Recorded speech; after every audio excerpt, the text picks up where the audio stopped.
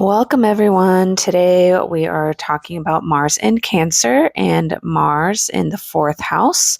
Remember that astrology is never just one placement. Make sure you look at your rising sign, house placement, aspects to this Mars placement if you have any to it. Your moon sign as Cancer. The moon is the ruler of Cancer, and your entire natal chart as you're not just one part or one zodiac sign. You have all 12 zodiac signs within your natal chart, even if it is empty in those houses or zodiac signs. It's just a lot smoother. You might not have a focus or a lot of lessons to learn in this lifetime in that area of zodiac sign or life. So just keep that in mind when you research on your own natal chart. So let's continue. I do have a whole Mars sign video. So if you like to look for that and get a little bit more explanation, you can search that in my playlist section on my channel.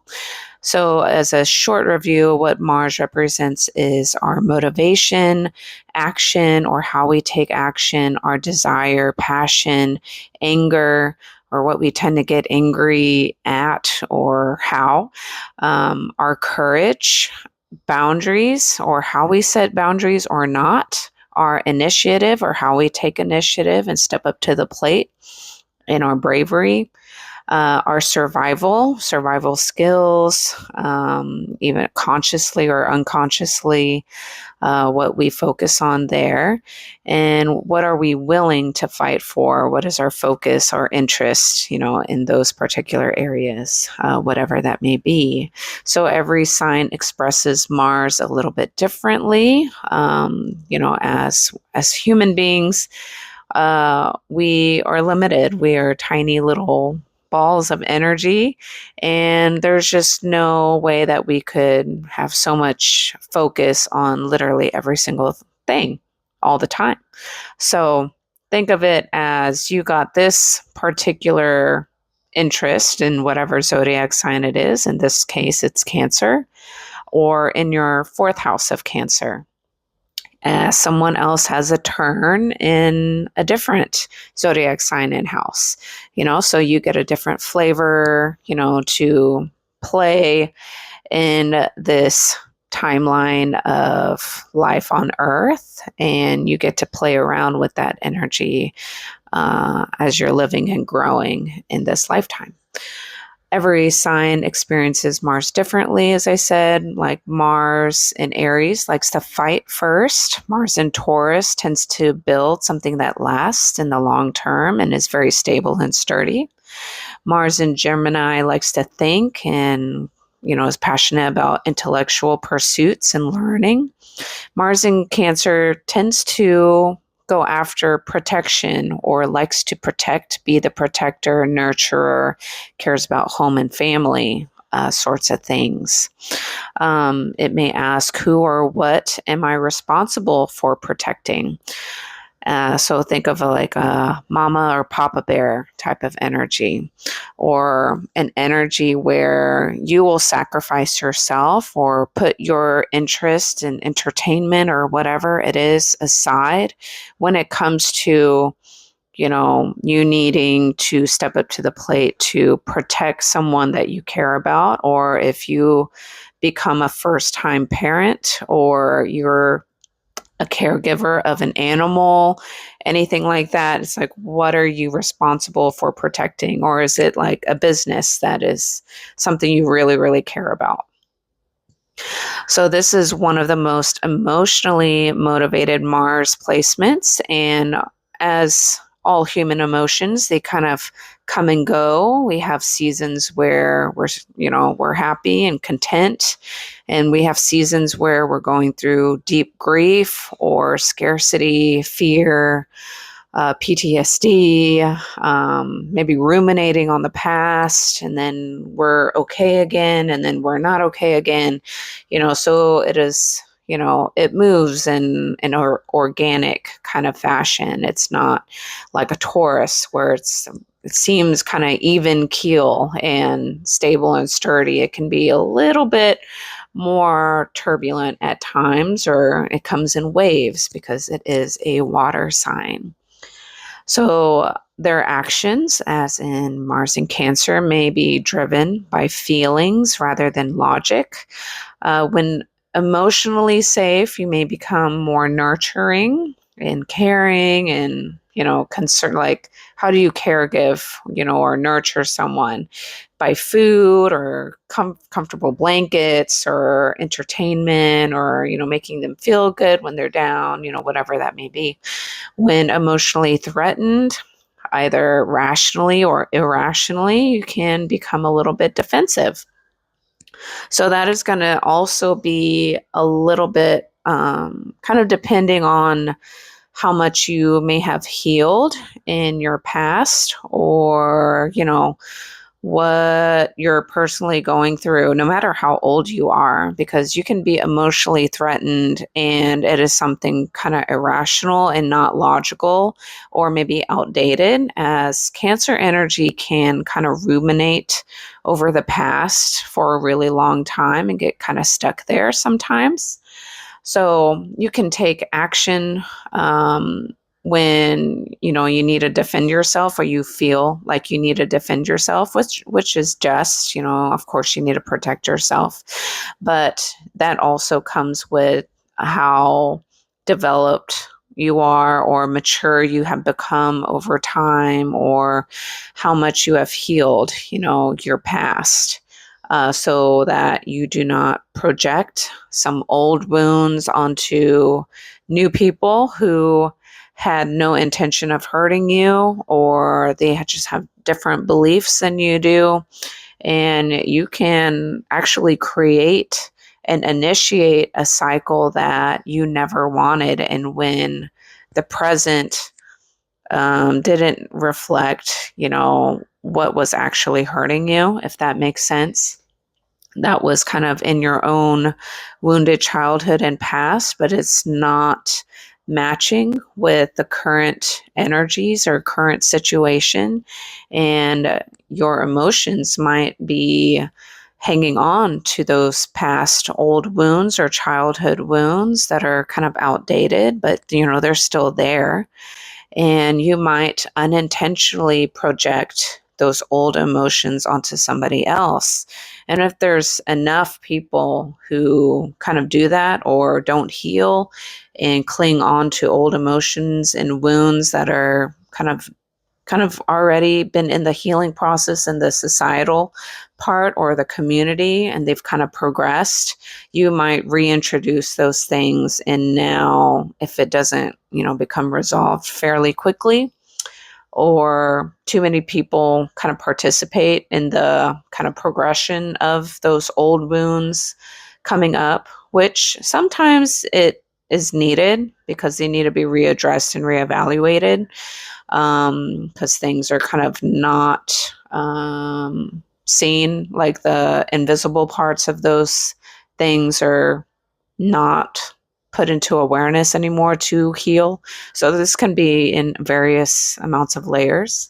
But I'm just trying to point out to not recreate something that you don't want to put into the present anymore, because you can create a an environment that you didn't want, and they kind of take on their own energies with other people that you can't control, and that wasn't your intention. So that was just like a long tangent on just be aware of yourself and your own healing, so you don't project unnecessary wounds, so you can help create progression in like a way that you would want to be respected and loved, or whatever hurts brought into awareness, but in a way that you also respect the other people, so they don't also create defenses against you because you're being kind of irrational or not logical and very emotional, and you're kind of asking them to, put their own values and their own emotions, on the back burner for you and bow down to you, when they also shouldn't do that. There needs to be a balance. And of course, I'm going to say that because if you've seen previous videos of mine, I am a Libra rising. So my personal chart is always balancing the two opposites all the time. So I tend to kind of advocate for balance and fairness, as best as possible. As I know that that is extremely complicated at times. So Mars in Cancer can tend to defend or fight for, the home and family type things. The fourth house energy, Cancer energy, which is family, children, the physical home, or whatever you consider home for you, which can be the literal house. It can be the community or the country.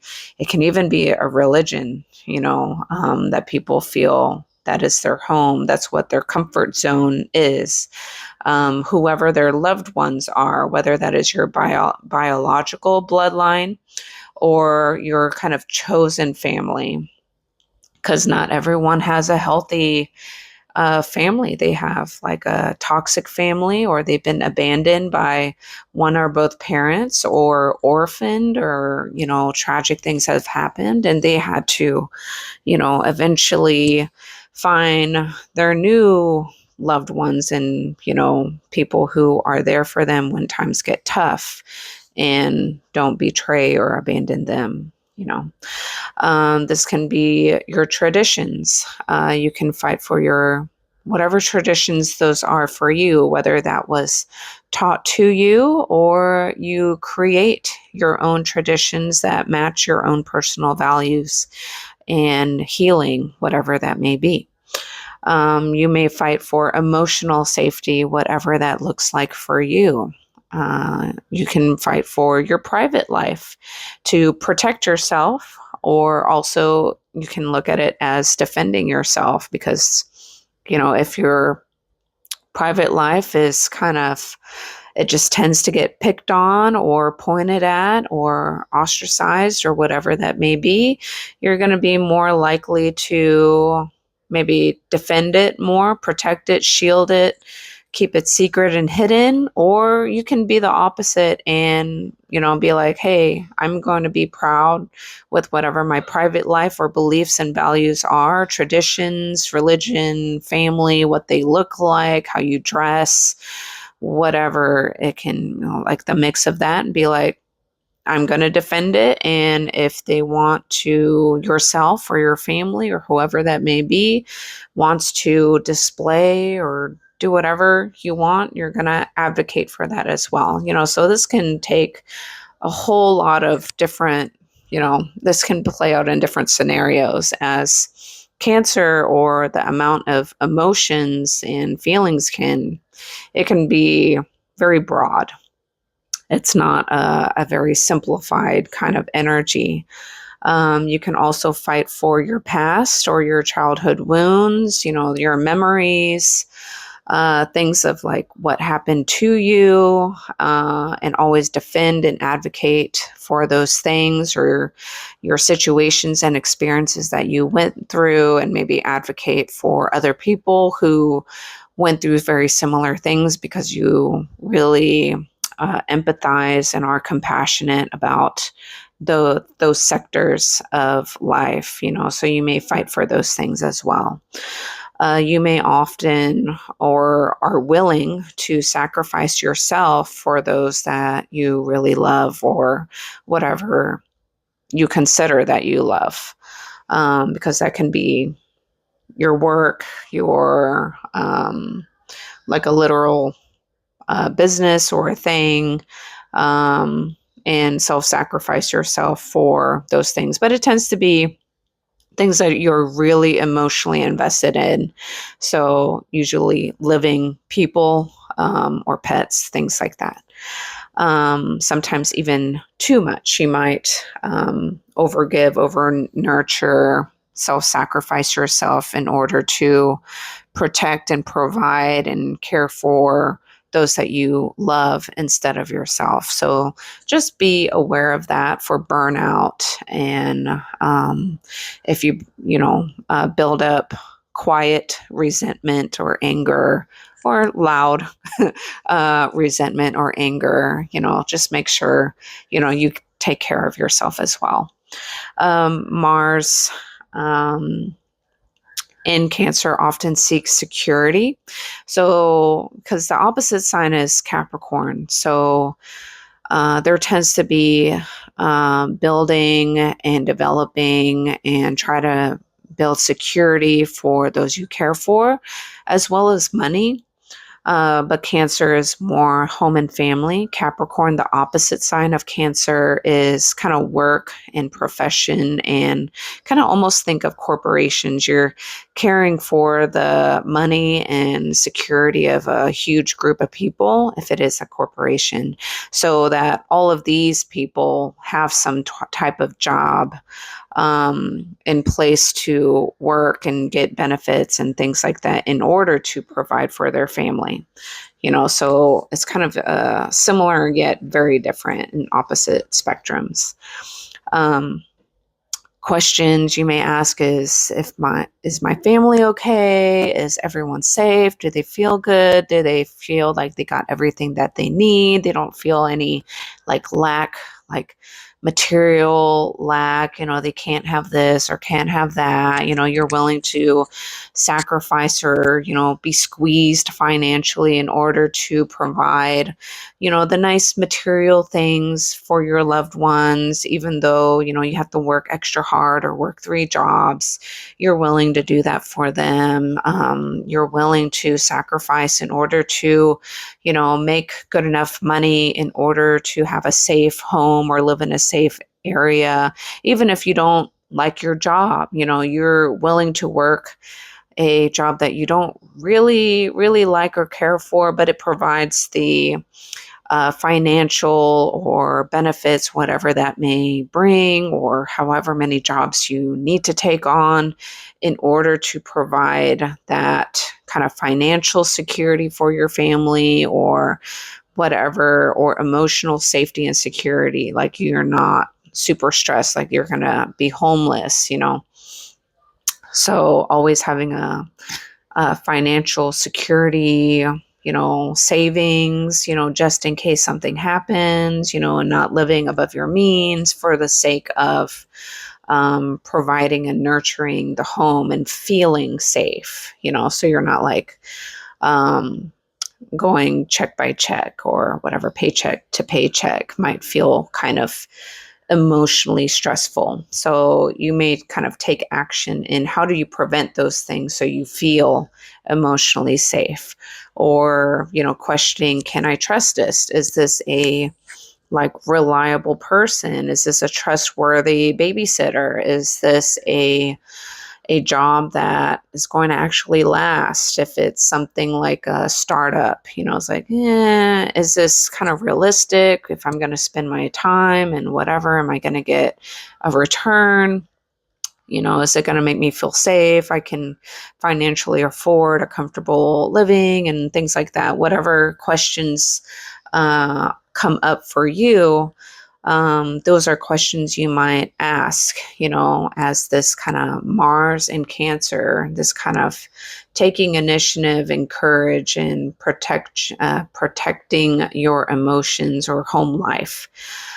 Sometimes home for you isn't like an actual building. Sometimes home is like just a person, so you want to protect the person that you care the most about, but you live in a car, as long as your person is safe and they're healthy, or they're protected from the weather or a really bad, maybe violent person or something like that. No matter where you are, if you don't have an actual physical home, or you're bouncing from friend to friends, couches or whatever like that in order to stay safe, that is also, it can represent a Mars in Cancer, like this person that you care about, as long as they have a roof under their head, even though this is not their actual home, You feel like you're protecting a part of your home if it's like your child or whoever, your parent, grandparent, someone like that, even if it is not like the literal building of home. The person feels like home, and you're going to protect that person or that animal or whatever it may be. It can even be community, a memory, or just a feeling. So you're kind of like a nurturing warrior, because Aries, or, the one of the rulers of Mars, Scorpio, is also a ruler of Mars, or Mars is a ruler of both Aries and Scorpio. One thing that I love about this nurturing warrior placement is that people can kind of often underestimate a Mars in Cancer archetype, as they see Cancer energy as very soft, but think about a parent protecting their child. It's not easy, and it's like you can't just be soft. You have to be really tough, to go through all the various emotions and life events that happen, and you still have to stay strong during that inevitable of challenges that life will just bring you as a human being. Um, or thinking about having to defend your child against a bully, or some bad person or whatever. You have to actually step in and fight and yell, or fight for their rights or whatever things, advocate for them or their handicaps, things like that. How are they going to make a living in the world, and trying to advocate for maybe their future in order to protect them while one day you're not going to be around. What are you going to do?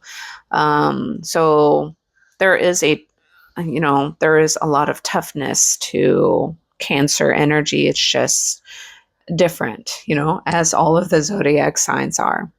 Um, you might even put yourself in front of a bullet, for instance, to protect the ones you love, so that is Mars in Cancer.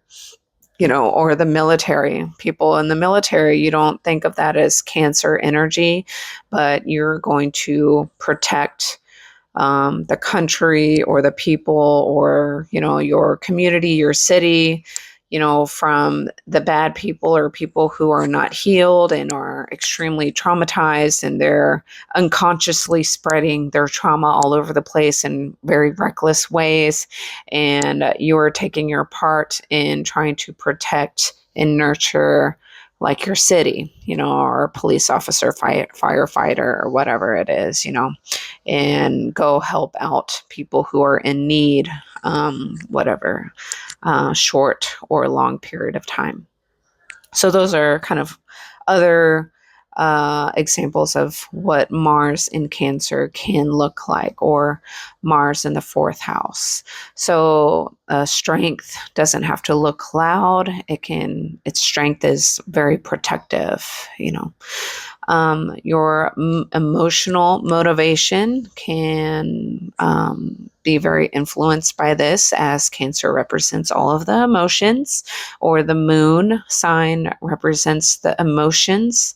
I also have a playlist of the moon signs. Those are shorter, and those were one of my first series. So I personally don't think I did the best job at those, but if you want to take a peek at that, go ahead.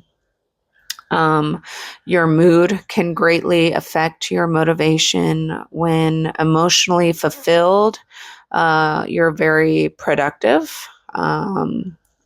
And when you're emotionally wounded, your energy can completely disappear. Think of someone who's really depressed or going through grief. You just want to lie on the couch and stare at the ceiling and just cry. And, you just have this deep feeling of sadness, and helplessness, devastation, grief, feeling lost or disbelief, dissociating, randomly crying whenever you see someone that looks similar to your loved one that you just lost. suddenly, or, if you kind of had some time to kind of know that it's going to happen soon. As I personally have lost my father to cancer when I was 19 years old. And that was a very, very hard time for me, as I care a lot about my family, as I have several signs in my fourth house of Cancer in Capricorn. So I take a lot of burden and responsibility for, the emotions of my family and the caretaking and things like that. So even though I don't have Mars in Cancer or in the fourth house, I have other signs. So there are similarities to the energies or the placement of other planets that are in, the same zodiac sign or the house. So that's why I tell everyone, make sure you look at your entire natal chart, as when it's all combined together in your own, birth placements and stuff, things can kind of blur and mix around and seem very similar. But when you get to learn astrology more and more and more, and maybe self-reflect and analyze yourself and look back or make new realizations and separations of, okay, that is how my Mars is playing out, or, things like that, then, you can have a little bit more fun with analyzing a birth chart. Yeah. So Mars in Cancer often acts based on emotion. Mood can greatly affect your motivation when, we already said all of that. But yeah, you take action based upon whatever emotion you happen to be in, and that can change day by day, or, a few weeks or a month, and then you kind of cycle back and things like that. This can even kind of play into your career, or passions, or what you're passionate about, with what you do for work. As you know, what we do for work tends to be a good majority of the time, besides sleeping, most of us tend to work, even if you don't actually work for money and you're a caretaker or a mother, single parent, who, is fortunate enough to have somebody else make the actual physical money. This is kind of what you kind of do on a day-to-day basis, even though this doesn't have to be your sixth house in your natal chart, which is usually represents it is representing your day-to-day type of life, or how that kind of presents itself. But possible careers and passions that you may be interested in.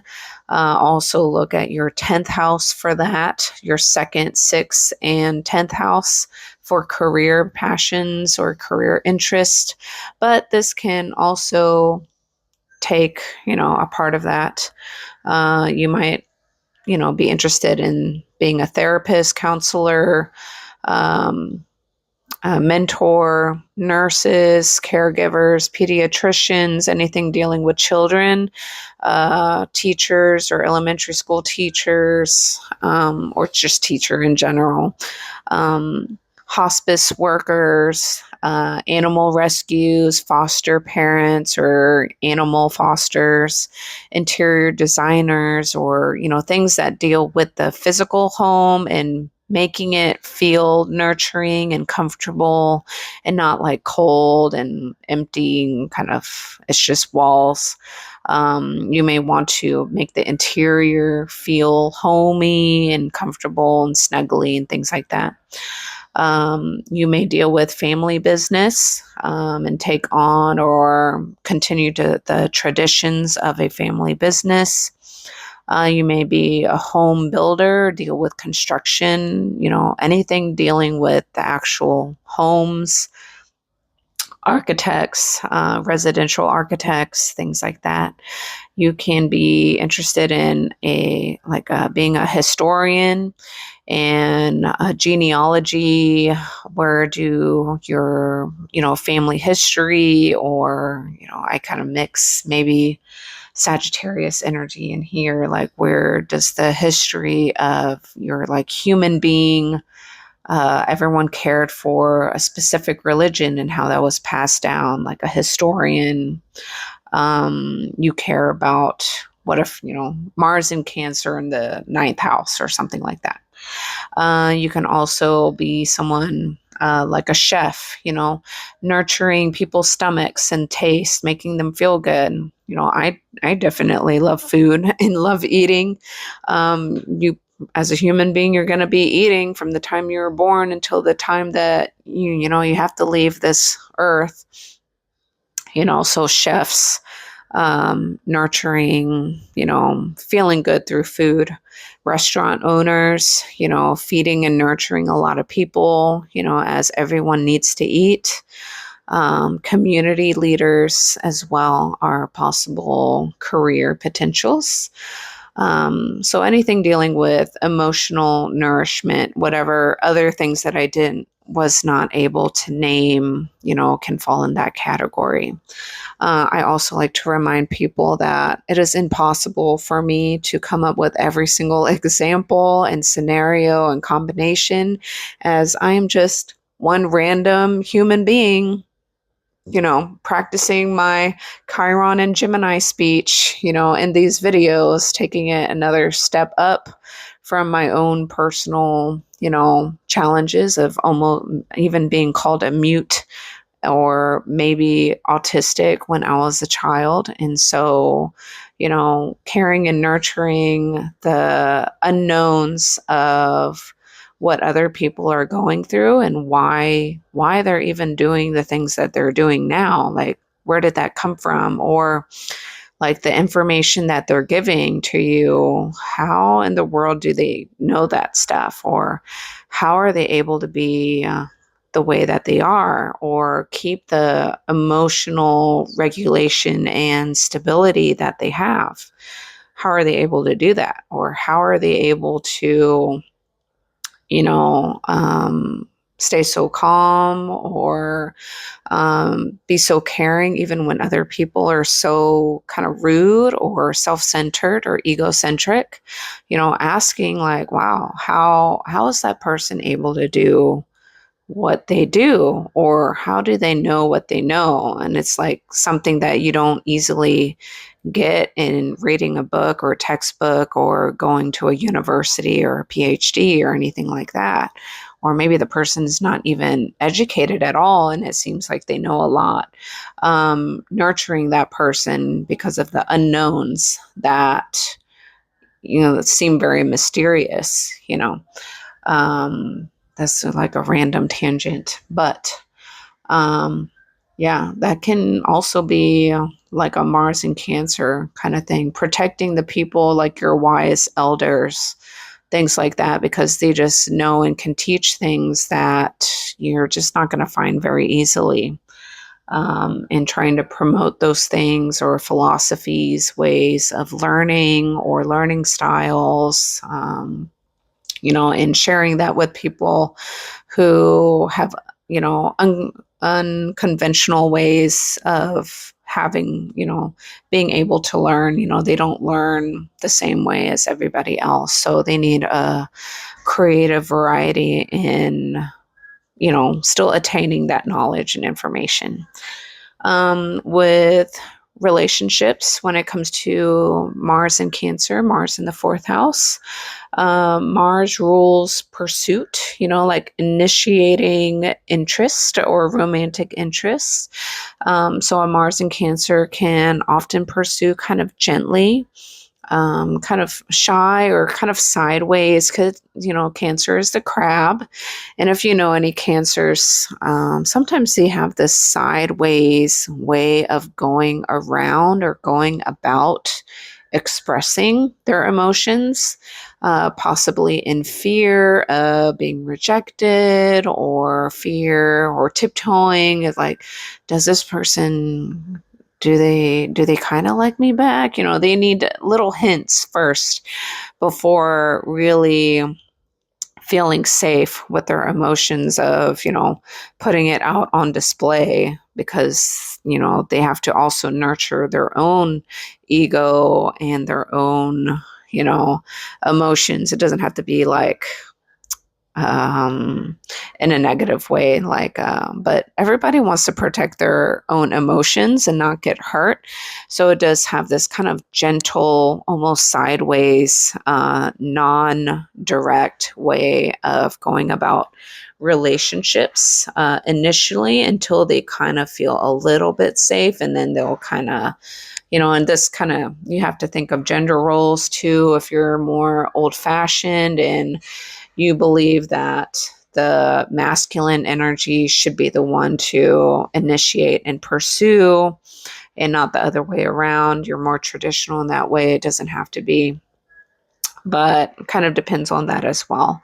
So if you are the masculine male and you have a traditional belief that you're the man and you're supposed to initiate and, ask the female out for coffee, or, make small talk, things like that, then you might have this gentle approach first with your romantic crush, before you kind of, make the next move, so there's a gentle approach. But if you have a ton of other placements in a different sign like Aries or Scorpio, maybe it comes off a little bit different and a little bit more direct, and it overpowers this kind of sideways approach. But you still care about the people that you're about to invest in a relationship, or your interests are to actually, keep going, going from dating to an actual relationship and marriage and having children and things like that. You're not, scared or emotionally avoidant, or not afraid to kind of progress in those kind of relationship stages, with whoever you're, taking interest in. You usually value loyalty, emotional intimacy, affection, security, family values, and long-term commitment. You often feel safest when someone truly knows you, knows how you are, your quirks, your nitpickiness and things like that, and takes care of, or takes patience with those things that, just irritate you, or, they actually get to know you and hopefully respect, your actual personality and your values and things like that. Not like use it against you, like that. Some negative traits you might incorporate with this Cancer energy. Also keep in mind, look at your entire natal chart and whatever lessons you've already learned, or maybe this is in your past, and you've outgrown these things, or just be aware of emotional defensiveness. What are you protecting? Is it reasonable, unreasonable? Is it something kind of old, outdated? You may, because it could be you're trying to protect yourself, before anyone can hurt you, which is, very reasonable. But sometimes the other person's intention is not to hurt you. They're just trying to feel heard themselves and trying to work with you. But if you keep acting defensive or running away or making excuses and things like that, it's going to turn into a one-sided relationship. And, if the other person keeps trying and trying and trying, maybe they don't have the best way of communicating those things, which is something you both would have to work on, or even in a family dynamic, that's even more challenging because it's hard to control other people's work and self-reflection and things like that. And it's not a linear process. But just be careful of emotional defensiveness. You can also struggle with asking for help. You may, always take the initiative of just doing everything yourself, or when something bothers you, or the family, or whatever needs to be done, you just take on the burden and just hurry up and do it, because that Mars energy is very quick and fast. For example, like if you're like a kid and you can see and intuitively kind of tell that your single mom or whatever that is taking care of you is very stressed out and tired and overworked and stressed with so many different things, you don't want to burden her with, some things that you want, or, being nurtured yourself. You might take the initiative and go figure out how to do your own laundry, even if you were never taught, or you take the initiative in cooking at home, cooking meals, even cooking for your own mom, because she's so busy with work or working, from the kitchen table and looking at bills and being stressed out, that you take the initiative to do those nurturing things for whoever's living in your home, or siblings and things like that. So you might not ask for help yourself, even though you're the child. You're the one taking that action and initiative to care for the ones you love, or care for the actual home, little repairs, or, maybe hammering a nail in the wall to put a picture frame up. You're doing that even though you're like 10 years old or something like that. So it can play out like that. And that's why, because of your childhood experiences and what you went through and what you you just took the leading role, because that Mars, Aries energy of Mars is kind of like, I'm going to volunteer myself to step up to the plate because nobody else is going to do it. And I care, so I'm going to do it. It has that energy to it. So if that was just your childhood environment all the time, when you grow up and become an adult, and you can, make you like advocate for people, in a different way, because you understand.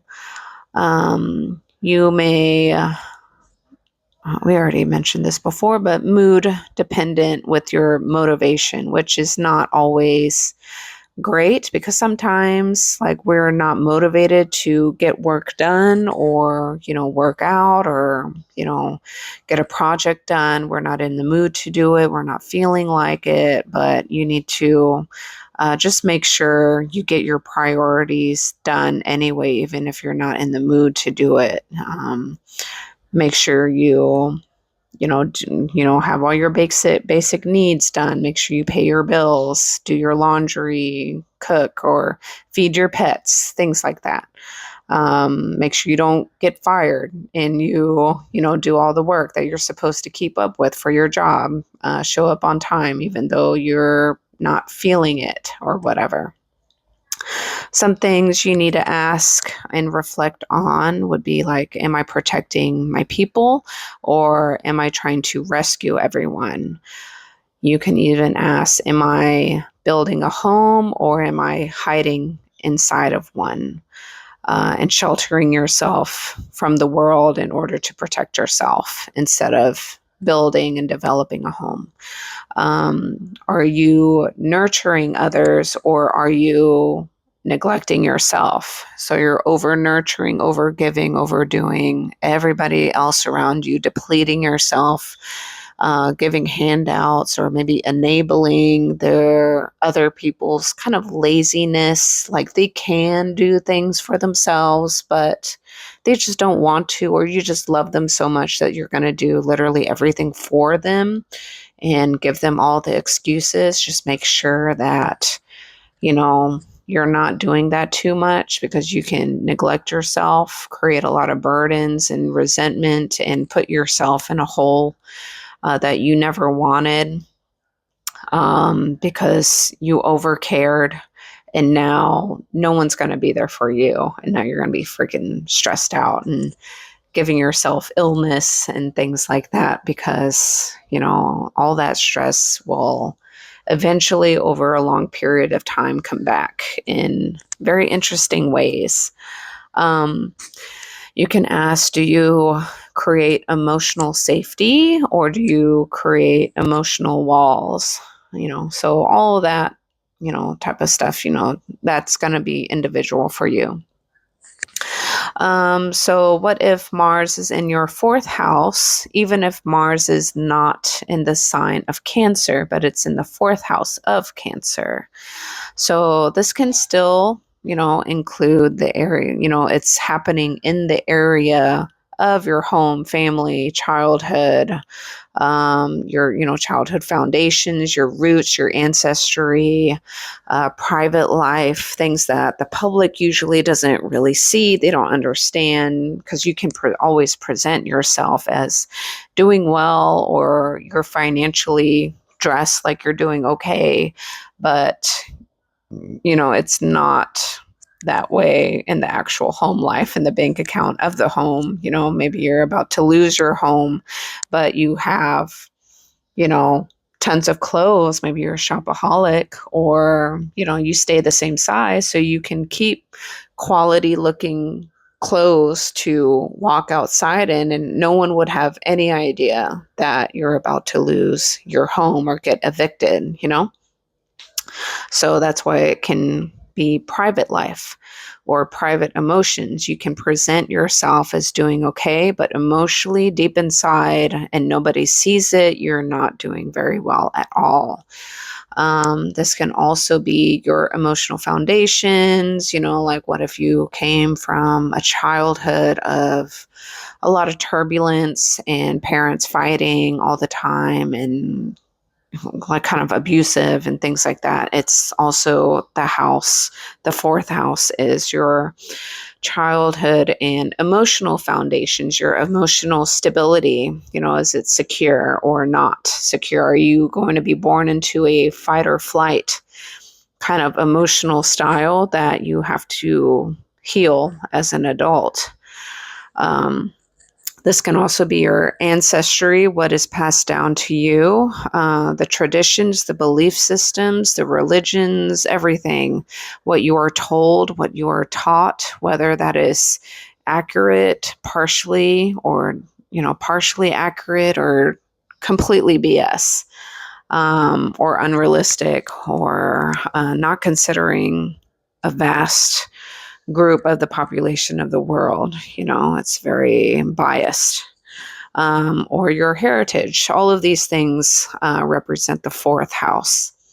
Mars brings motivation and action to these areas. So I'm going to kind of very, very quickly go through each uh, zodiac sign as if it is in the fourth house. So this is, if you have Mars sitting in your fourth house, but if it's in a different zodiac sign. So Mars in Aries creates a very energetic and active household. You might have had a very busy childhood. You had a lot of activities, or one of your parents put you in all kinds of things to keep you busy, keep you off the streets and out of trouble, or not socializing with people who do drugs and stuff, because you're just so freaking busy. So you're doing all the sports, you're taking all the tutoring and all the after school stuff. You may become the protector of the family. You advocate for your family. Maybe your family comes from a different country, and you're the firstborn, speaker of that country, wherever you come from.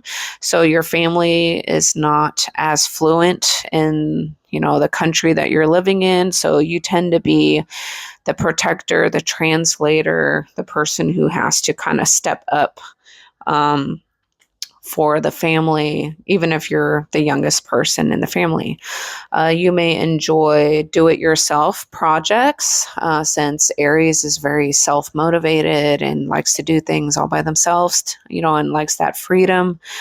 You may like renovations or using your home, building things or fixing things, painting your own house, the interior of your own house, doing renovations and stuff like that. Just taking initiative in the home, whenever you feel like it. You just randomly feel like, doing a new feng shui of your furniture, and you're going to go move everything around. You need to reorganize, and maybe you keep the furniture, but you're going to move everything around. That's like an example of, Mars and Aries in the fourth house. And you tend to need independence within your family. You can't have it like a smothering, controlling family. You need to be able to do what you want whenever you feel like you want to do those things, and not have someone tell you no, or otherwise you're going to get kind of frustrated.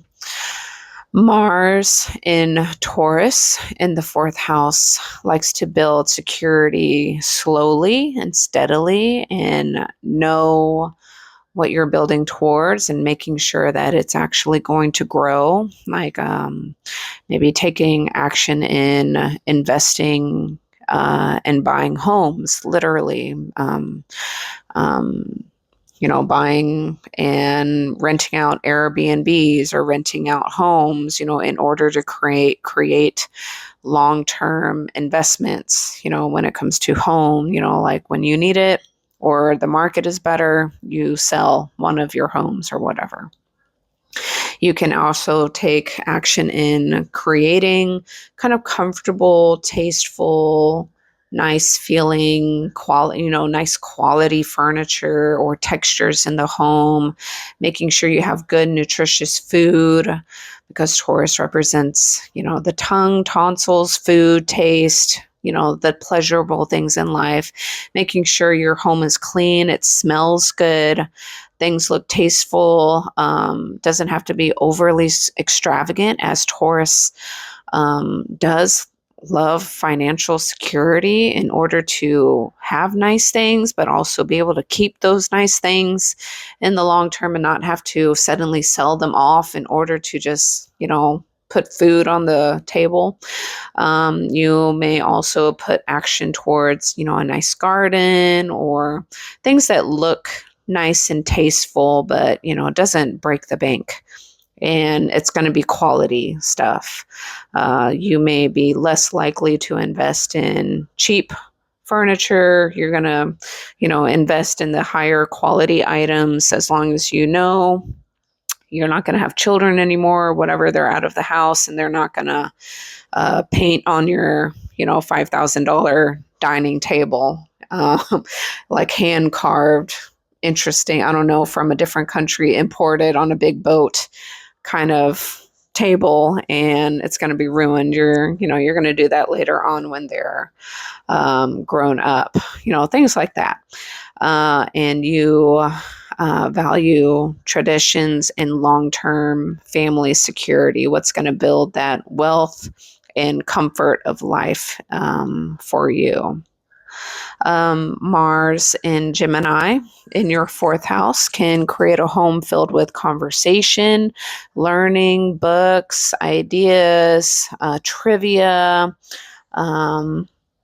learning all kinds of things, learning new languages, possibly teaching and learning, gossip, learning about what other people did, or what this person did, and why, or why you should or should not do or believe in these things, what is wrong with their kind of thinking, questioning things, expanding your knowledge, asking all kinds of questions, being curious in the home. So your emotions and maybe even emotional stability comes from things that happen in your community, or what you hear from home, like a sibling says something really terrible to you and that affects your emotions now for the rest of the week, and you're in a certain type of mood now because of the information that you gained, or you heard something in the community that is against your values or beliefs, and so that's going to put you in a mood, or something happy that happens and you're like, oh, finally, based on everything that you've learned and know, it's about time that they put money and funding into this organization or whatever. We need that in the community and things like that.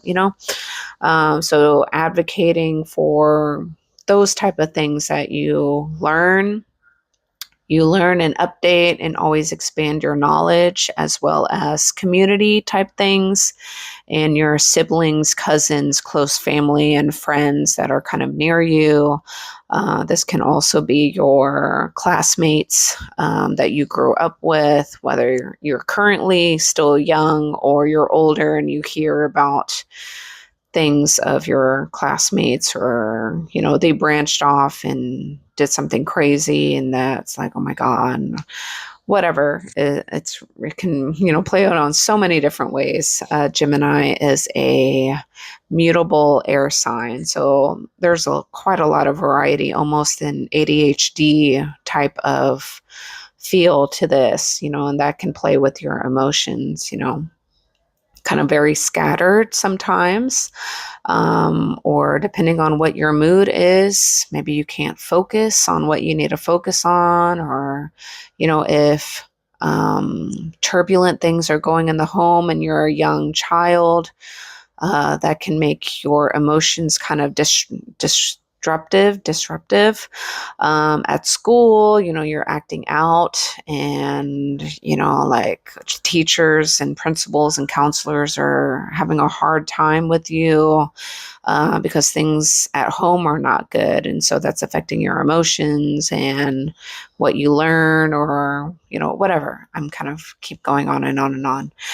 You may enjoy homeschooling, podcasts, games, trivia games, just learning from what you can learn from games. Constant communication, even if it's superficial and not really deep or important. You just need conversation all the time, or just talking for the sake of talking. Sometimes you might relocate frequently or change your living environments, whether your family is not financially thriving and you get kicked out of apartments a lot, or your parents don't pay the bills, and so you are forced out, or you live in foster care to another foster care, or you get bounced around a lot, moved around a lot for whatever reason, or maybe you have a military family and there's nothing wrong, but you just bounce around a lot, or you go stay at various family members' house. You just live at an aunt's house for a while, then a grandma, and then your dad, and then back and forth. You just kind of have a few homes within the same city, and you change around, or you stay at a best friend's house half the time, or they kind of almost take you in, almost like you're their own, even though you're not. You're like their kid's best friend or whatever.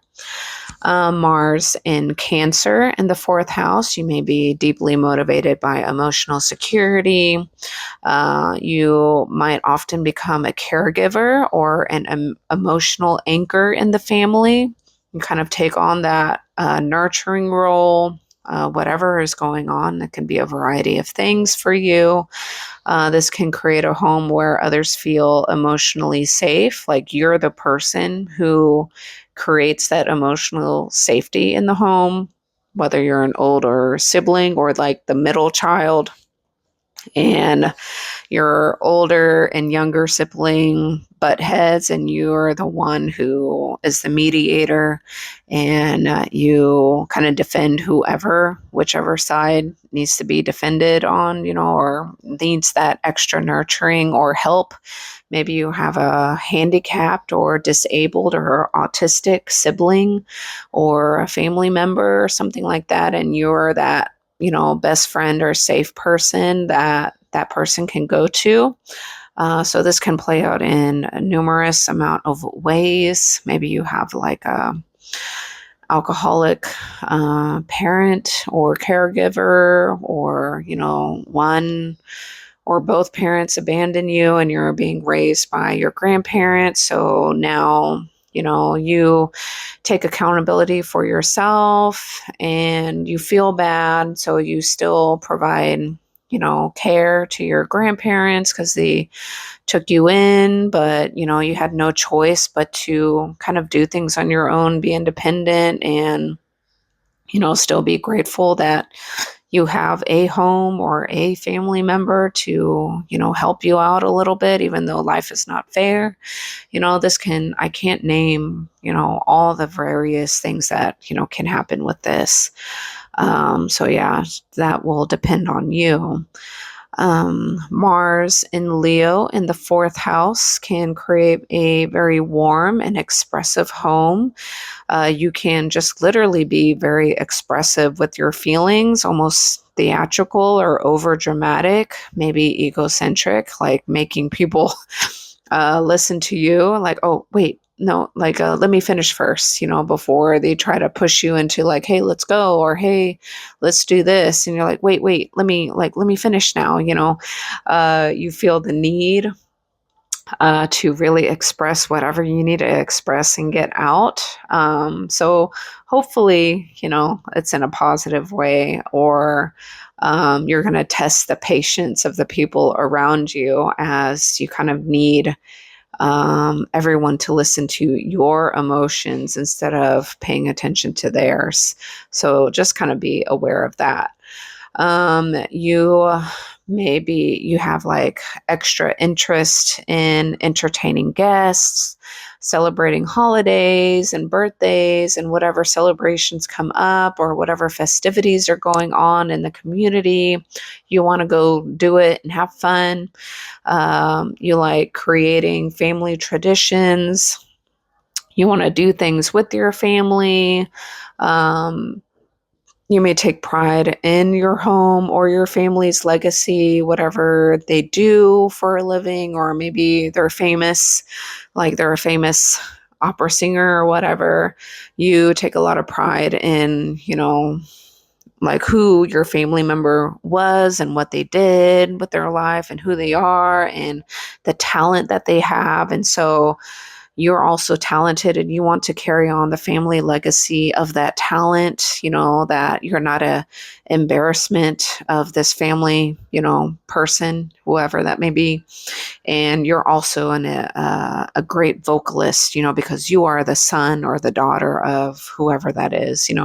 It can be like that as well. Whatever entertainment it can be, singing, acting, entertaining, even just like throwing parties at the home all the time, being that person to initiate gatherings. Like you're the one who's going to initiate hosting a whatever events. It's like, oh, your friend or whatever is graduating. You're going to be the one to start setting up whatever festivities it is for that friend, at your home, or surprise birthday or whatever, because you care. You believe that, these people should be celebrated. You need to, and nobody is like a party planner. Nobody in the kind of group or family is a good party planner or takes the initiative in those things. And you like to do that, or you like to do that for the people that you care about, so that can be Mars and Leo in the fourth house. And it can be all of these things, there's just different timing and things like that. So yeah, I think that is it for Mars in Leo, fourth house. And Mars in Virgo in the fourth house, you may show how you care and love and nurture through acts of service, what you do for others. You kind of are willing to be told what to do because you want to help, and you're going to do acts of service for whoever you care about. So this way they don't have to do as much work, or you're more detail oriented. Maybe you're more emotionally picky and nitpicky and expressive with noticing the details with whatever is going on with the people that you care about, because your intentions are you want them to be better or you want to help. You're going to be that person because you know that other strangers are going to be too polite or feel like it's not their place to tell you some truths about yourself that, maybe you don't even want to hear it, but they care. Like this, like it could be a parent, sister, or whatever, or you. This is you. Um, you care about it can be whoever you care about. You care about them being liked and having good friendships or good romantic interests. And so you notice things, you know them, better than anybody else. You notice things that they don't even notice themselves because that's Virgo energy. And so you're going to be that person to kind of be a little direct, even if it is not so nice, and be like, hey, you tend to be like this, or you do these things, and you have to consider that other people are not going to put up with that, or they're going to get sick and tired of that and not want to be your friend, or you're going to repel and push away a lot of good people who would have been really good to you and really cared for you and did sacrificed a lot for you. But because you're so kind of self-centered, or you're so stubborn that you want things the way that you want it all the time, that eventually people will just get sick of it and they're going to leave you. You're not going to get anyone good if you're going to act like that or behave like that. That's just one example, but you could be that person to tell a loved one something like that.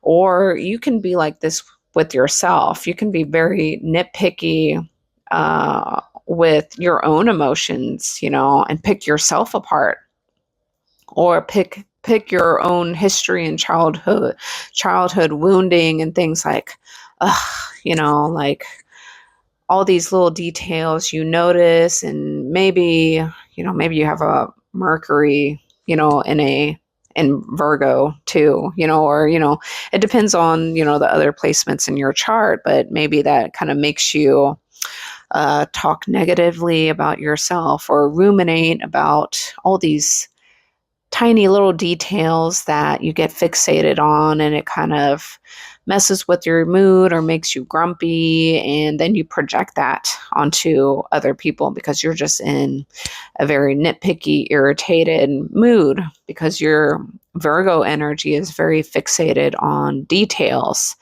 and almost like perfectionism, because you care so much, or you almost feel like you're never good enough. So you're always striving to be better, always striving to notice more or be more perfect, or have that fear of not being good enough or being rejected or abandoned or criticized, that you want to prevent that from happening to you because you already kind of got that maybe in childhood. Maybe you were overly criticized and overly nitpicked in childhood by a parent, that is kind of ingrained into your head. And so now you kind of at the same time seek out kind of picking other people apart or expecting other people to be perfect and noticing all the faults in them, because that was kind of done to you. So this can play out in many, many different ways, positive and negative, But just it all comes with self-awareness and healing, and it depends on how old you are. I don't know how old you are, because it's not personal. Everything that I'm talking about, I have no idea who you are. Remember that. And I'm just trying to explain just a fraction of the various things that can play out with this energy. So this can be Mars and Virgo in the fourth house, literally happening to you, or what you tend to do to others in your family, or what you tend to project just overall with your emotions on a day-to-day basis. The kind of your emotions kind of fluctuate depending on all the tasks that you need to get done, whether those are annoying tasks or simple tasks, and you're able to accomplish those things so you feel good. Can be your health. You take a lot of action in your health and your mental health, your emotional health and emotional stability on a day-to-day basis. Maybe you journal every single day, or you do some kind of active practice on a day-to-day basis that it's in regard to your pets or your personal health, to keep emotional stability, whatever that may be. You take daily morning or evening walks, you journal, maybe you like to sing and that's very therapeutic for you, and you sing in the shower, depending on what mood you're going through, or, whatever that may be. So those are some examples for Mars and Virgo. So Mars in Libra, in the fourth house, you may work toward harmony within the household. You may, it's kind of like Mars energy is Aries energy, right? And Aries is the opposite of Libra. So, there's like a weird balance, to this. Sometimes I like to say, think of your house placement and you get sprinkles. It's like the extras of your ice cream. If Libra is in your fourth house, you get a sprinkle of Aries energy in here. So it's almost like you get the opposite energy within your own energy. So it almost like you're working on balance and harmony, or it's already kind of balancing this house a little bit, because maybe you're a people pleaser. So you either you take action on people pleasing, or you take action on creating harmony because you notice the imbalances within the home, and so you take action on rebalancing that energy within the home, if that makes sense. So this can be a little bit confusing. So this one, really consider your own self and your own situation. You may often be the mediator in family disagreements, or, that middle child person who has to harmonize between the older and younger siblings, or usually the middle child, if there are at least three or more. The middle children's have a higher tendency to be the mediator, but it doesn't have to be, of course. You can also take action in creating pleasant, beautiful looking, aesthetically nice looking home environments, interior design, interior decorating, shopping, creating harmony and balance, and the composition and layout of how things are placed look really nice within the home. So it can be literally a home environment, because Libra is balance, and Libra does is a creative sign. Even if people kind of don't associate Libra as creative, it's actually a very creative sign, as they always are creating harmony and balance, and it's a Venus ruled sign.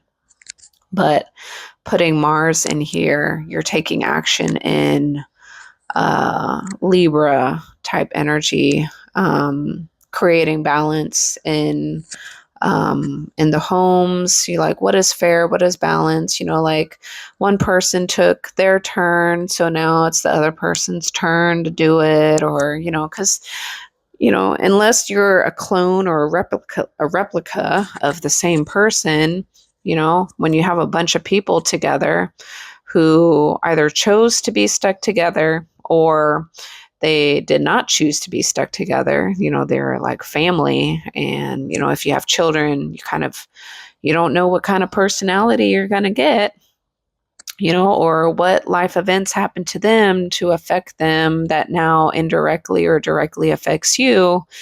And now, you're just trying to always create balance or, harmony, peace. How are you going to de-escalate a situation? How are you going to take turns? Are you going to communicate like, hey, I know you want this all the time, or you always, want to do this and that all the time, but what about me? So making sure you advocate for yourself, because Libra energy is about the other person or always the other, not yourself. So it can be a people pleaser.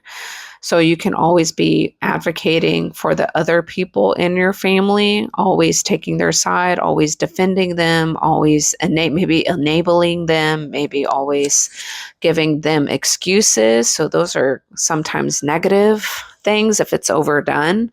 So make sure you also advocate for yourself and also advocate for what your own voice and how you can not self-sacrifice yourself within the home, or always defending and enabling the other people in your house in order to keep the peace. Use that Mars energy, that kind of argumentative energy to, debate and defend yourself and, create justice, whatever, within the home. So that will be Mars in Libra.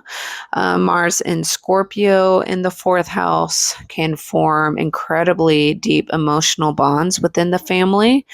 Can be deeply protective, almost obsessive, enmeshed, loyal, deeply loyal. Excuse me. Very deeply loyal.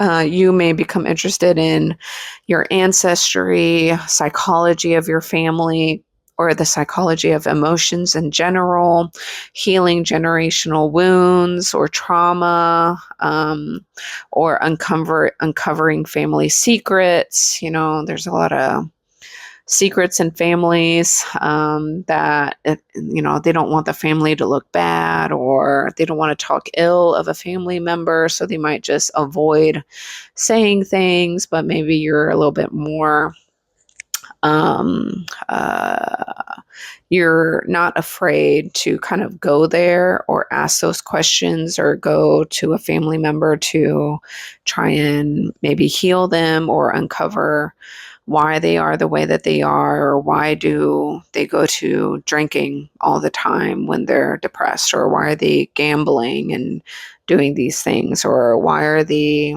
like they're addicted to whatever negative thing that is making their life kind of spiral in a downward fashion.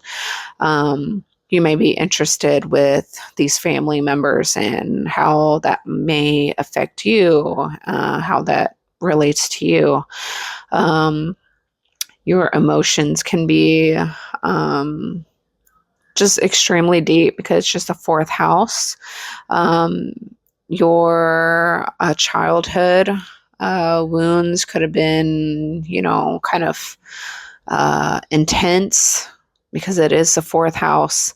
If you're a fourth house Scorpio, most likely you're a Leo rising.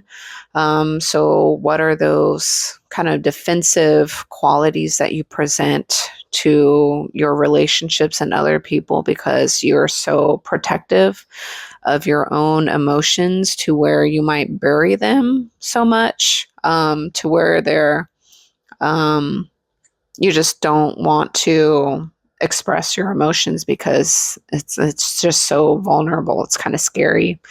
Um, uh, I'm almost getting stuck here. Um, but they're just extremely deep, almost psychological emotions, or whatever you went through in childhood. Maybe you had one parent who was like very extremely emotionally unstable and disruptive. Because, fourth house, you also kind of look at the moon sign and where that moon is placed, as well as the sign of that moon placement. But even if you look at your fourth house in general, the sign that is ruling your fourth house, and if you have, because sometimes you have Mars in Scorpio, but maybe your fourth house is no, we're talking about Mars is actually in the fourth house. So uh if it's within the fourth house, then it's in Scorpio, I guess.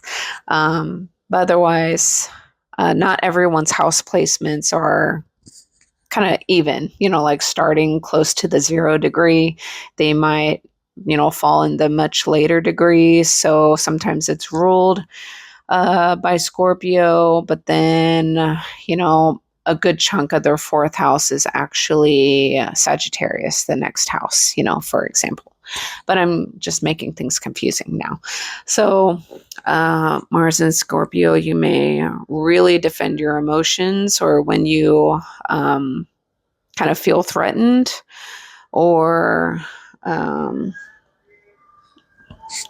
whatever is going on. It can be almost psychological, whatever your emotional expression and how you project that emotion or whatever is going on can have like a potential psychological twist to it. But I don't want to make this seem like that is how you are, because I don't know. It is just one possibility of kind of like a sometimes the easiest way, I guess, to see this is look at your relationships, not just your family relationships, but the romantic relationships that you tend to be drawn to and you draw towards you, both ways. And what tends to happen, which can be really quick and fast. Like you are intrigued or interested in someone, and they mirror you in some way, and you get very possessive, fixated, and obsessed to that person super duper fast. And you don't know why. You don't even know this person. You just already feel enmeshed and bonded to them based on your psychological mirroring, and you don't know why that is. And so you'll take action that is so quick and fast, because if you look at Mars energy or research Aries energy, or look at my Mars video, Mars energy is bullet fast. You can't even see it, almost animalistic, like a cheetah picking the antelope in the group, and they don't know why they pick that antelope, but they pick it, they fixate it, and they go after it super fast because they're just hungry. So you look at your relationships for whatever is going on, and that's going to mirror the health of your psychological emotions and whatever deep things that are either brought into the conscious, or they're still hiding out in the unconscious, and you're still acting out emotionally or behaviorally in that kind of unconscious emotional ways, even though you might logically think, and can reason, this isn't good for me, or why am I not valuing myself, or this person's a bum, or whatever, I deserve better. But that is completely different than that emotional energy and that draw to like why you keep entertaining or interacting with someone that you logically can say this is not for you, but you emotionally feel so connected to and obsessed with. So it can be super deep, and you go after those very intense, fixated emotions. Hopefully, they are fixated towards someone who's very healthy and loving and will respect you and your values. But if it is not, then those are things that you have to heal. Look at your Chiron placement, zodiac sign and house. Look at your Saturn placement, zodiac sign and house. Look at Mars, which is this, we're talking about Mars because Mars is one of the rulers of Scorpio. Look at Pluto, as that is a generational planet, but the sign as well as the house of where that is also rules Scorpio, give you hints for what's going on for you. But this is a very psychological one, and you may take a lot of action and sometimes stubbornness towards whatever it is emotionally that you are fixated on, whatever is going on. And it's very, Scorpio energy is so hard to let go of, because so fixated and enmeshed in whatever that is. So you can see a lot of addictions form from here. We look at more common ones for addictions can be like Leo and Pisces, because Leo energy is kind of entertainment, fun, pleasure, eating, drinking, playing games, the superficial stuff. And then Pisces energy is like the unconscious, dreams, illusions, delusions, feeling intoxicated, foggy, not there, kind of woo a little bit, feeling kind of zoned out, numbed out. Doesn't have to be, but those are, the two other more popular signs for addictions. But Scorpio energy can also be addictions because it's really hard to let go of whatever it may be for you. You can be addicted to food, gambling, people, sex addictions. You can even be a workaholic addiction, like always working, and not making any time for anything else or your own identity outside of work, but usually these relate more to Scorpio type thing. So you could even, if it's not in that realm, you take a lot of initiative and action in your emotional security with your finances, with like your investments, the stock market, collecting gold, anything that can relate to long-term investments. You can be very fixated and possessed and obsessed with that to have emotional security, like emotional financial security, in order to build financial security and wealth for your entire family, because maybe you come from a family where none of them are capable of holding on to money. They're like crazy spenders, maybe. And so you have to be the one to be so obsessed with, making money and making sure it's secure, and being obsessed with looking at your credit score every single day or something like that in order to feel secure. Or, being obsessive possessive if, you are the main credit card holder on the name and you have like several people under your name with credit cards that you pay for. You may be looking at all the charges every single day with what are they spending, why are they spending it, and things like that. It can deal with the people that you care about or your kind of tied to in some way financially, whether they're your children, your spouse, maybe a parent that can no longer work or whatever. And what are they spending if you're like the financial provider? It can play out like that too. And that's like emotional security is finding ways to invest, um, and or being obsessively possessed with, well, maybe unwantingly being stuck to or fixated with loans, debts, being in debt, uh, gaining a lot of loans, gaining a lot of debt, um,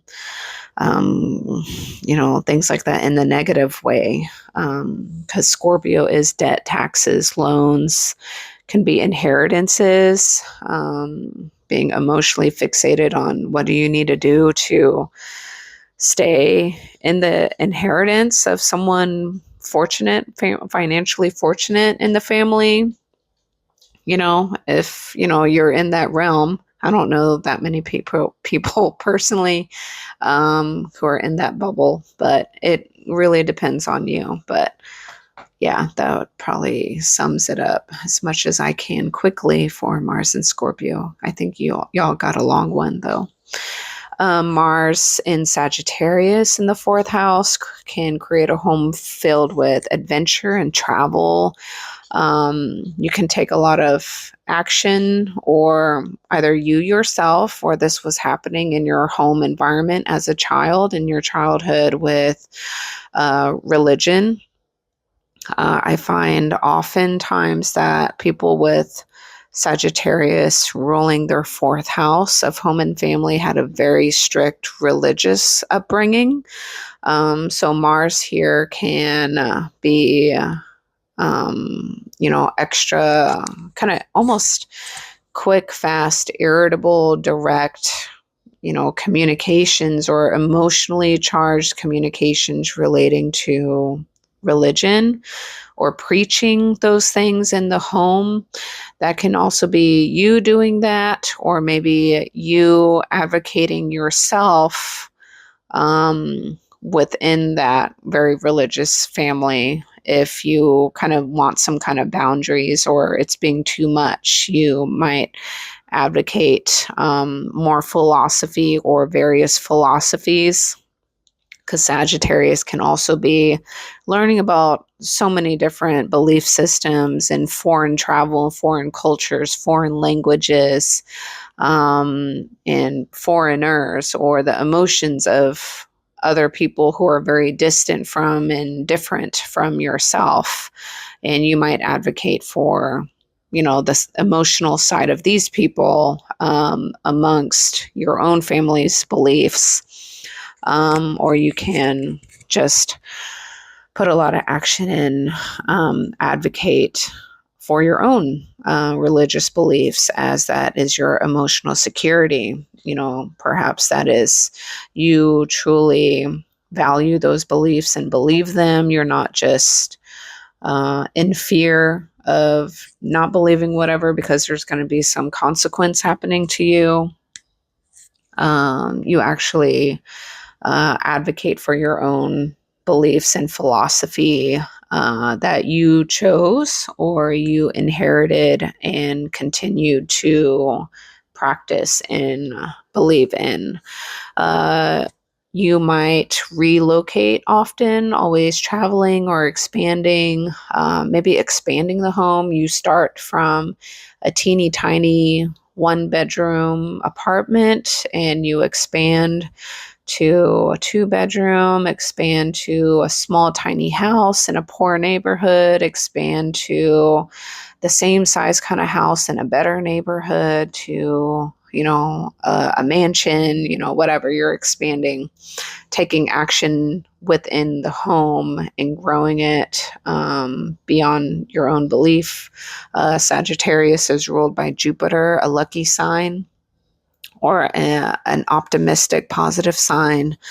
You can also take action in just traveling, seeing where your emotions make you feel like you want to go explore next and what feels like home, or finding your home. Perhaps the home that you grew up in felt kind of foreign and not like home. It felt like living in a home that was still kind of distant from what home feels like to you. And so you're on the quest and pursuit in finding where that is, or who that is, who feels like home. Maybe your family didn't feel like home to you. You're kind of like question waking up every day and you look at your family because you were born into that family, and you're like, this is my family. These people, these weird people are my family. Okay. But you don't feel that feeling of these people are your family. It feels kind of distant and foreign. So you may kind of search for that, or always traveling, becoming a nomad, relocating, maybe staying like in a foreign country and staying with a host family and learning their culture and their food and way of life and the way that they do things, and then traveling to another family in a different culture, things like that, and bouncing around. So it kind of depends on you on what this is. This can be learning. You have emotional passion for learning foreign religions.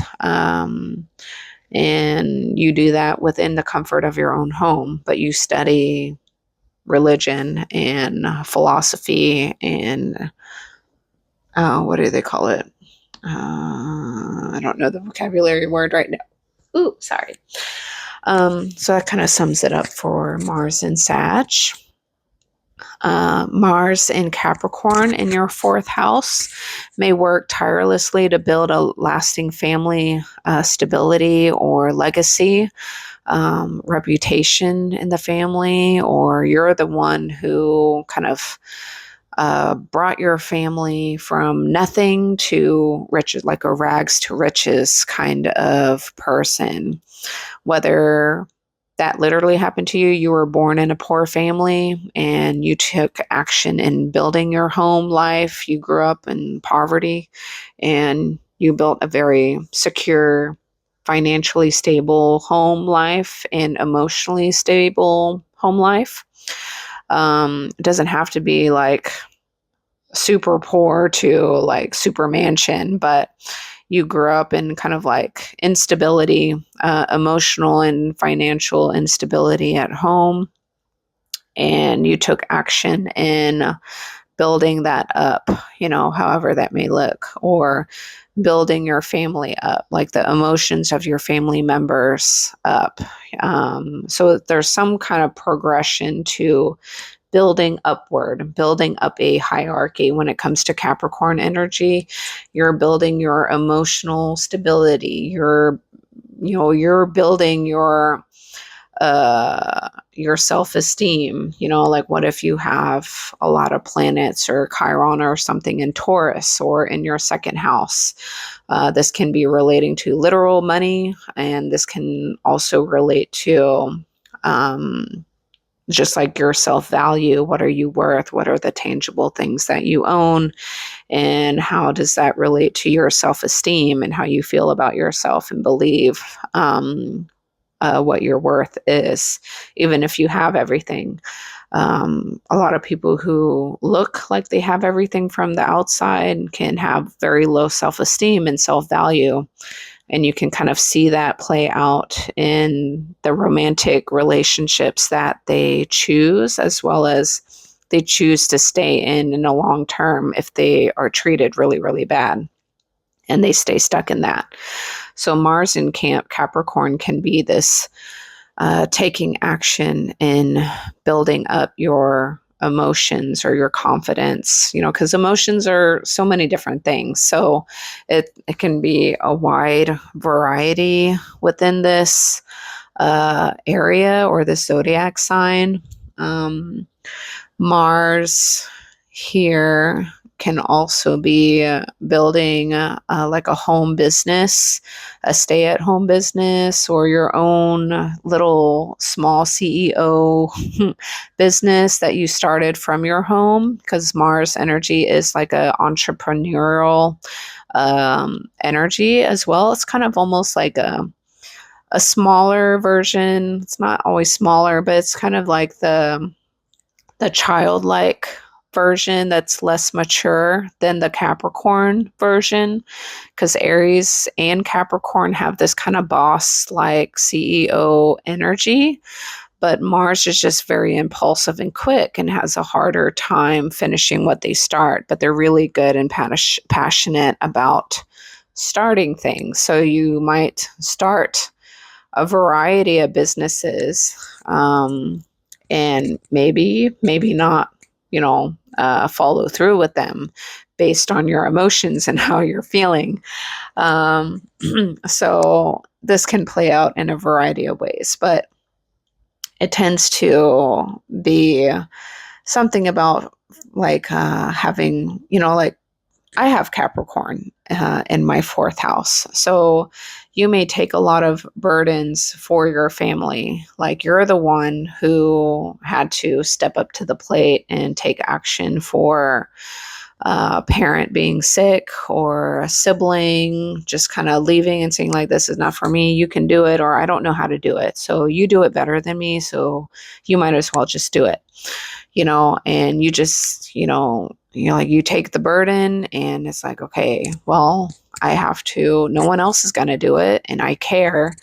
And you're very responsible, and you tend to just take on family burdens. You tend to help out when you're so busy also trying to build and stabilize your own emotions or build yourself up and self-esteem and self-worth up.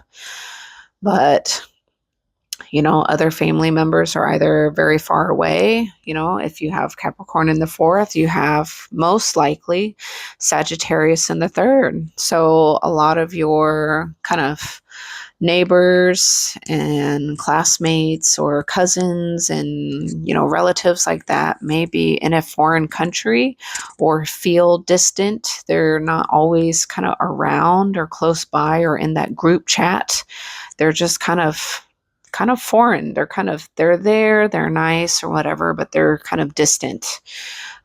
So here, Mars, you just have to always take action. You always have to take initiative. You have to be courageous be brave with your emotions in order to build yourself up, or take the lead in something family related. You have to be kind of your own boss of your own emotions, or you're in charge of your own emotions, and that, and you take accountability and responsibility for going to therapy or looking at yourself and being like, well, crap, I do that all the time, and what do I do to work on those things and make it better, make it last, or unlearn whatever it may be. If it's negative, you may be dealing with those things with Mars in your fourth house in Capricorn.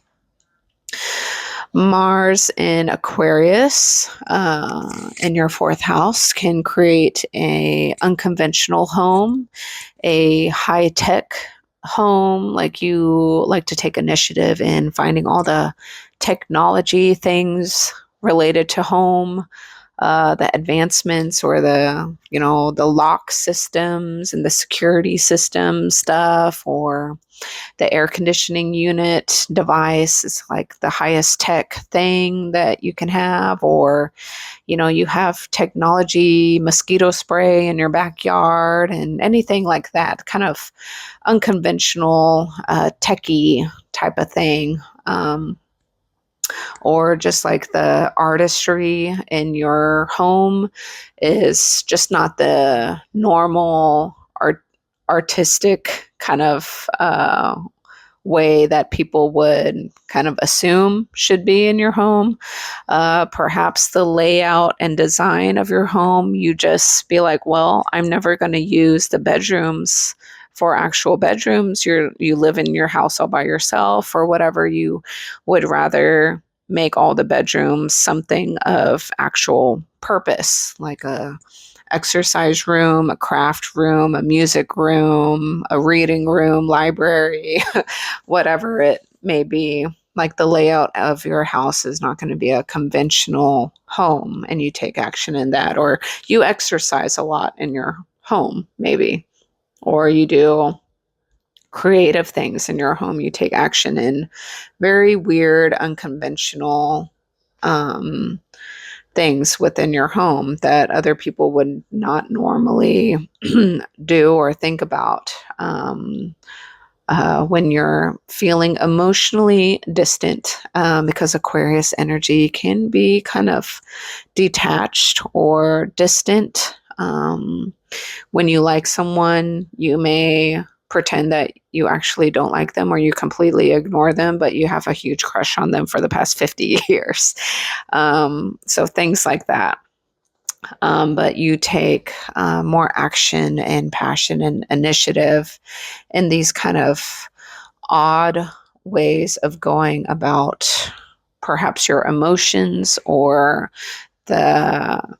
the way that your childhood was like, was maybe unconventional in some way, or filled with a ton of people, was kind of humanitarian in some way, or focused on humanitarian rights, or thinking about the whole group, not just yourself. Like maybe you were born into a family of 10 siblings, and also your grandparents lived with y'all, and aunts and uncles and cousins. And so, you had to function and find a way for the entire group to, function within the home. And how do you make space for everyone, to sleep? And then it's too crowded in the home. Just get out and do whatever you need to do. Just come home and sleep.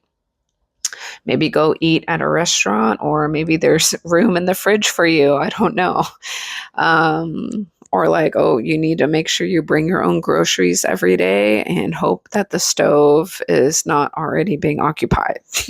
Or everyone in the house takes turns to cook family meals. Maybe you live in almost like a fraternity type home living environment a lot. Or in childhood, there's that kind of situation. You have a big common cooking area. It's just unconventional in some way. Maybe you grew up in an orphanage, or someplace that's just very different, that would be very unique from the norm.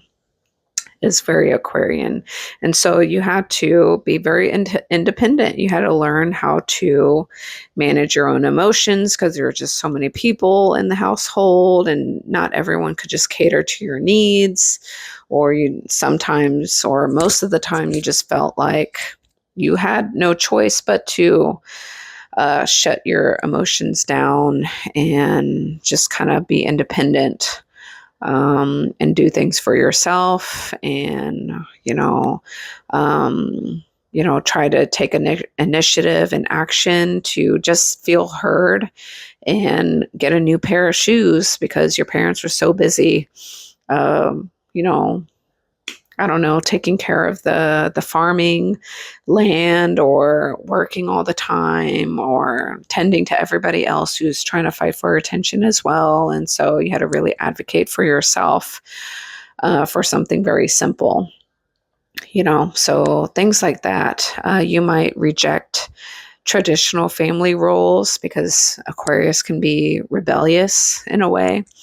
And kind of you pivot, or you're that scapegoat who doesn't fall in line with the toxic cycles of your family heritage, and you kind of branch off and make something of yourself that's different. You kind of branched off on your own.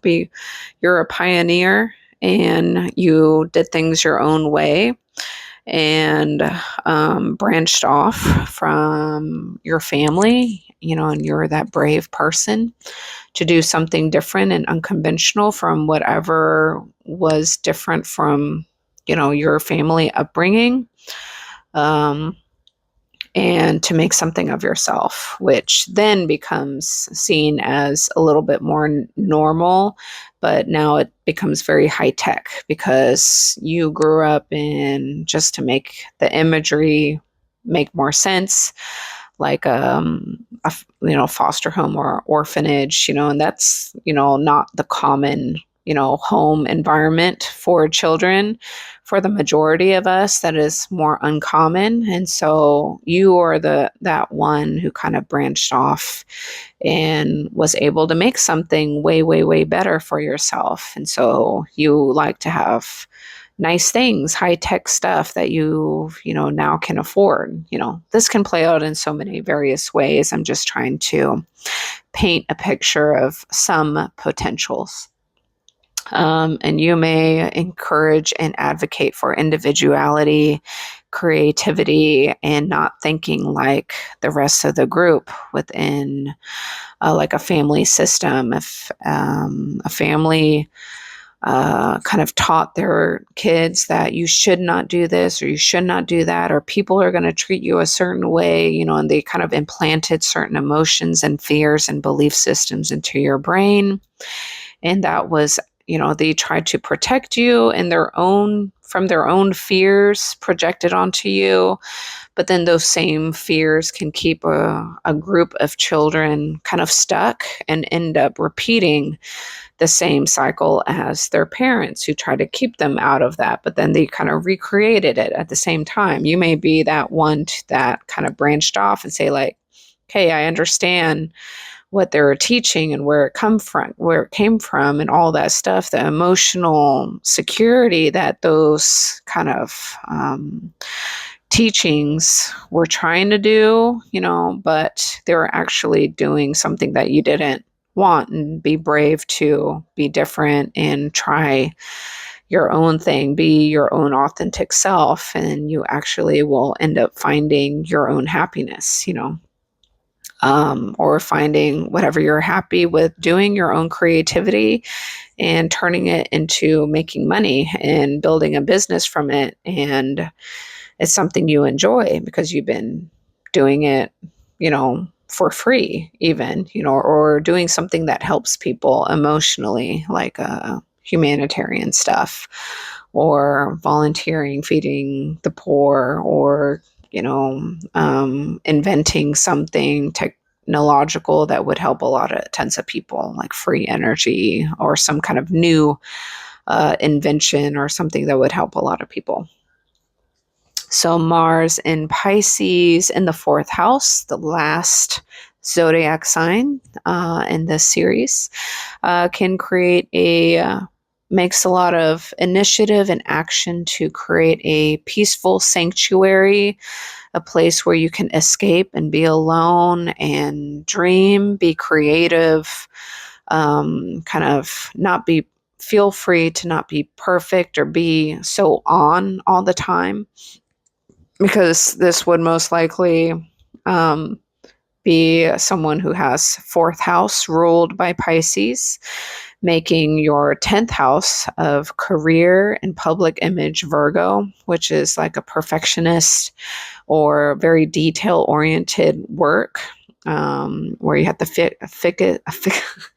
focus and fixate on all the teeny tiny little details in order to do whatever job that is for you.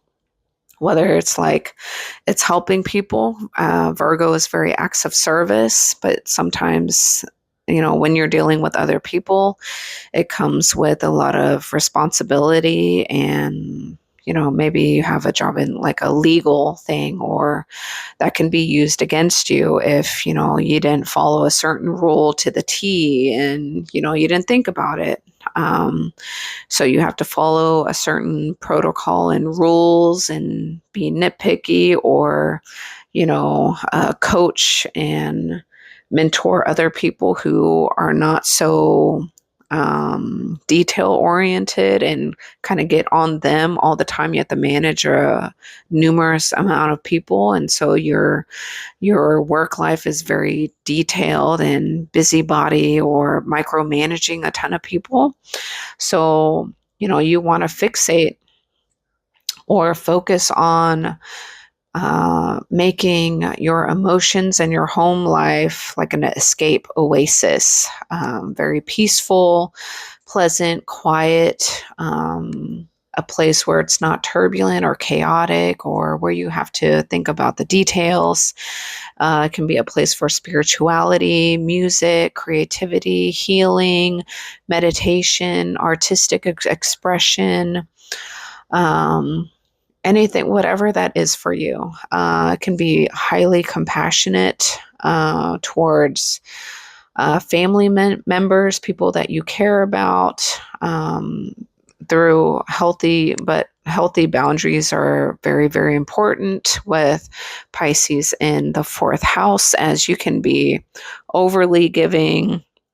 You can be self-sacrificing of your emotions for other, where you feel so exhausted and depleted because you are so compassionate about others and their hardship and all this stuff, to where you have nothing left for yourself. So you kind of want to have a home life where it is just very easy, peaceful, less work, clean, simple, nice music, not irritating, not frustrating.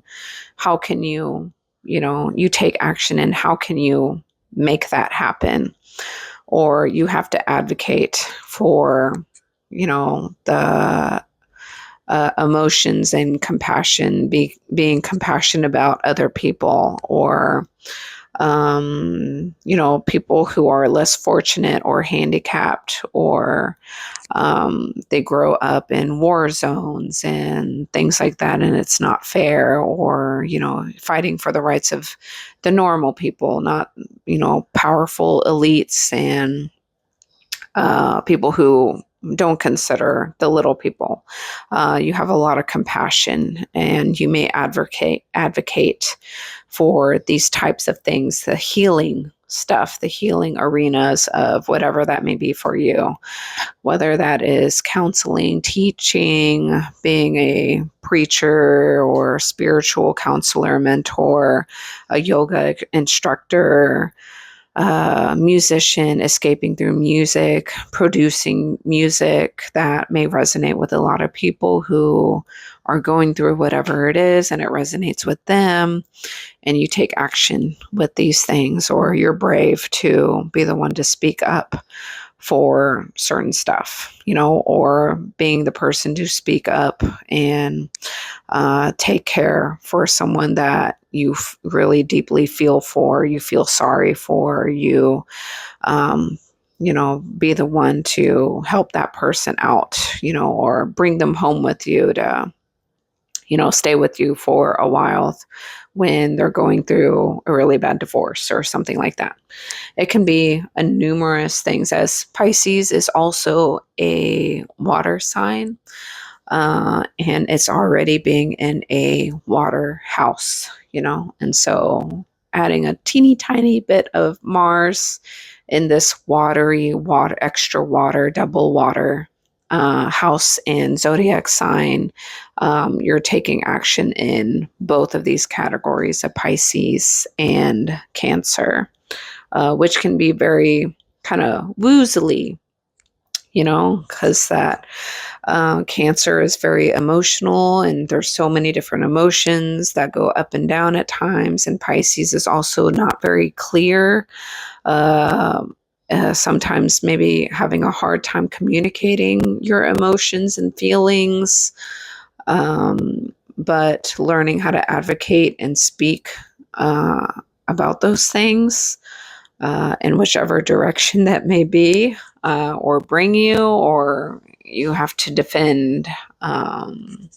So yeah.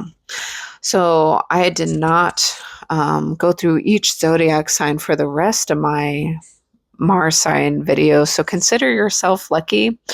I just felt like the Cancer energy, it relates to quite a lot of us in general because we're all human beings. And I particularly love the fourth house as, I have a master's in counseling. Even though I don't currently practice, I'm still a personal trainer because I caretake for my mom. And as I mentioned before, my dad passed away when I was 19. So I have that Cancer in my 10th house as, people see me as a caretaker or caregiver. I like to help. And, even in personal training, I see all of my clients almost like my children, even though they're all older than me, the majority of them, but I nurture their growth, depending on them, and what are they willing and ready for to progress and based on how they feel that day or what's going on in their private lives and things like that. So that's why I do particularly enjoy the fourth house energy, which is ruled by Cancer. So y'all got a bonus. So hopefully you enjoyed that. So this can also, Mars being in the fourth house can be like growing up in conflict or around conflict, having a very active household, feeling responsible early in life, becoming a protector in the family, or something happening where you have to kind of almost take some kind of leadership role in the family. That can happen. So hopefully I've given you a variety, of things that can be presented with this.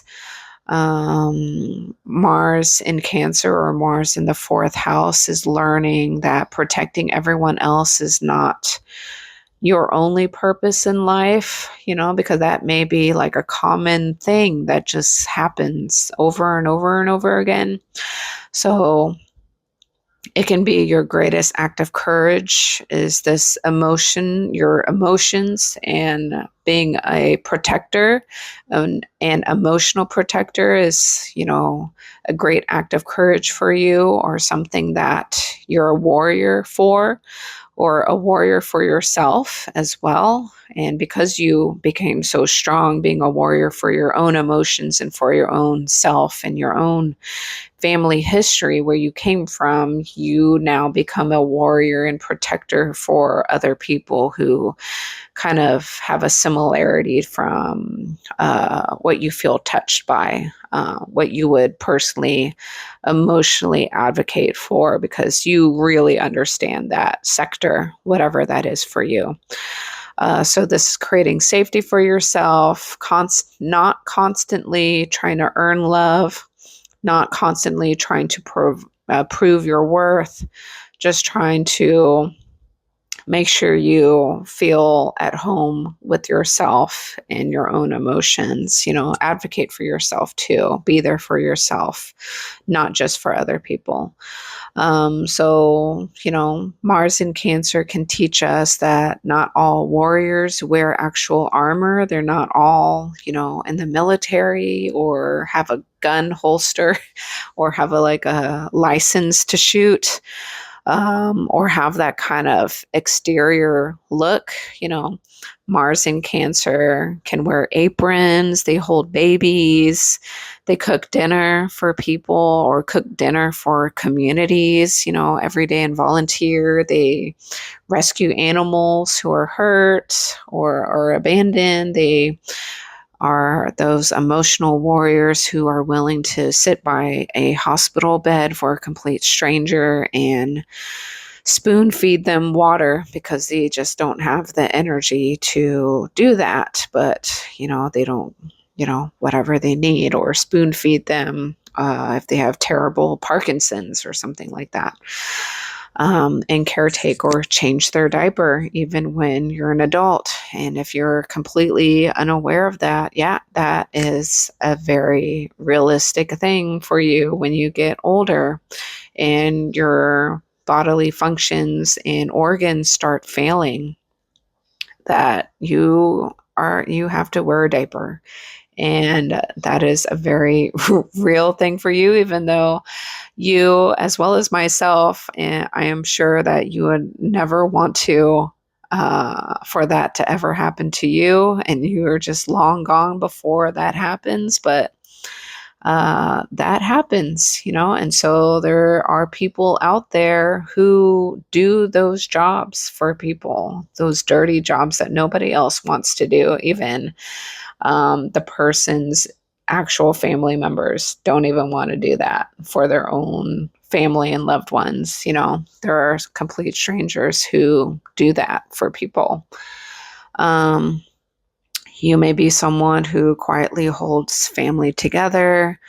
So, your emotional strength isn't measured by how loud you fight or how, it's kind of glamorized or whatever, like you are a hero or anything like that. You can be completely invisible, and you have quite a lot of strength and emotional strength to do whatever you have to do.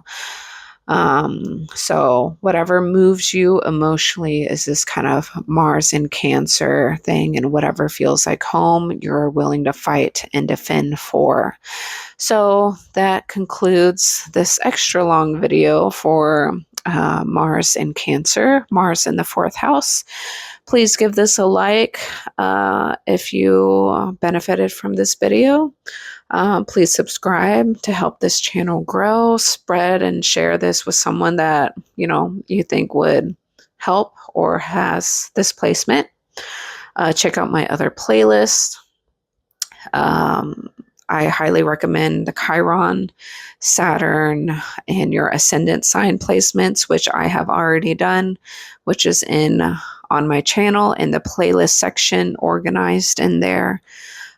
Please let me know in the comments below how this has shown up for you. As a reminder, I cannot come up with every single possibility, and I don't know who you are and what you've been through and what you have healed or not, So, please take that into consideration, as I am not a perfect human being as well. But hopefully you learned a lot from this video and it helped you to self-reflect, feel heard and seen, and keep going and growing in your own personal life journey on this planet. And that is it. I am Natasha, and I hope to see you in my future videos or in the past. Thanks.